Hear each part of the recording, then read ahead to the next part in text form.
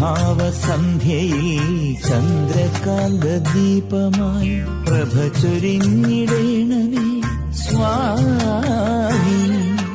ചരണ പങ്കജങ്ങളിൽ മിഴിയുഴിഞ്ഞു പാടവേ പുലരിയെന്നിലേകളിൽ സ്വാമി. വേദശാസ്ത്രവല്ലഭ അതുലയോഗ സന്നിധ ഗാനമെന്ന ധ്യാനമെന്നുമേറ്റുവാങ്ങണേ. അരുണഭാസുരാ സ്വാമി ഹരിത കോമള അമരലോക ശ്രീകര ശരണമയ്യപ്പ.